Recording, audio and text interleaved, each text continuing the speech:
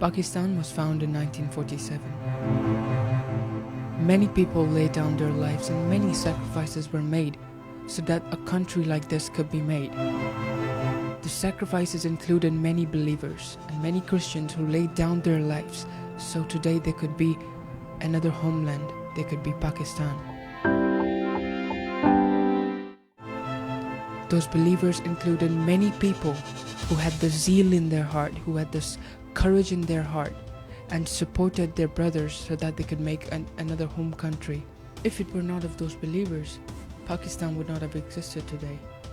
Pakistan is our country. It's our country.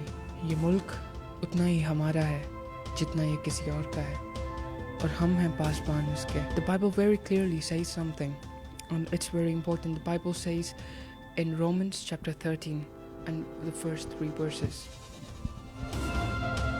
The Bible says everyone must submit himself to the governing authorities. For there is no authority except that which God has established.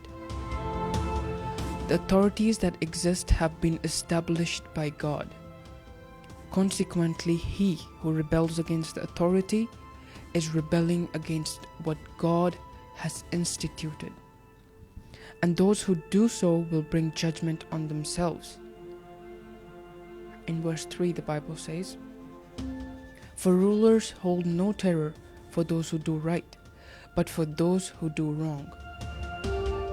Do you want to be free from fear of the one in authority?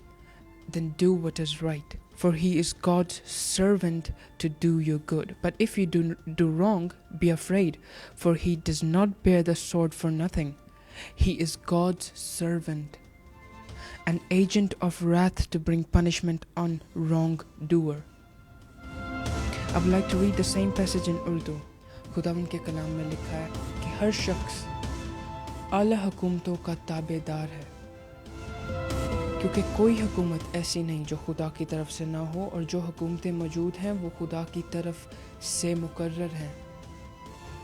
बस जो कोई हुकूमत का सामना करता है वो खुदा के इंतज़ाम का मुखालिफ है और जो मुखालिफ हैं वो सज़ा पाएंगे. और तीसरी आयत में लिखा है क्योंकि नेकोकार को हाकिमों से खौफ नहीं बल्कि बदकार को है. बस अगर तू हाकिम से न डर रहना चाहता है तो नेकी कर, उसकी तरफ से तेरी तारीफ होगी क्योंकि वो तेरी बेहतरी के लिए खुदा का खादिम है. लेकिन अगर तू बदी करे तो डर, क्योंकि वो तलवार बेफ़ायदा लिए हुए नहीं और खुदा का खादिम है, उसके गज़ब के मुआफिक बदकार को सज़ा देता है.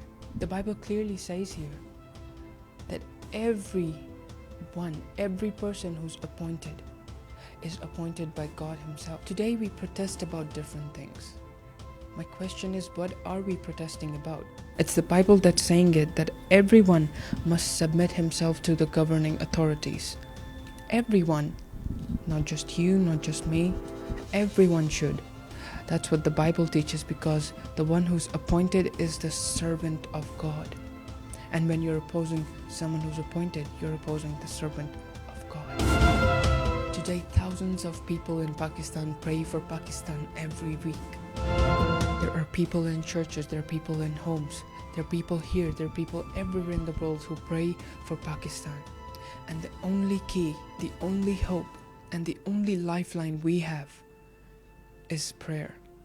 The prayer is the key to open many doors. Today in churches, prayers are done for Pakistan, for the governing authorities of Pakistan, for the peace, so that peace stays in the country. It's through the prayer of believers, it's through your prayers that Pakistan is still there. It's through prayers of others that pray for peace, that have this pain in their heart for the country, for the homeland that God has given to you. God has given you this place. He has put you here for a reason. You're in Pakistan and you're there for a reason. You're there so that you can pray. Change won't come unless you don't change. If you do wrong, you'll be condemned by it. Let's start doing right. I would like to wish everyone who's in Pakistan a very happy Independence Day. I would like to encourage everyone to not stop praying for Pakistan, to not stop for praying everyone who's in there. Do right, and nothing will say anything to you. I urge you not to stop praying for Pakistan because Pakistan needs your prayers. Once again, a very happy Independence Day. My name is Zeerick Shrial and you're watching A4U TV. Agape love for you.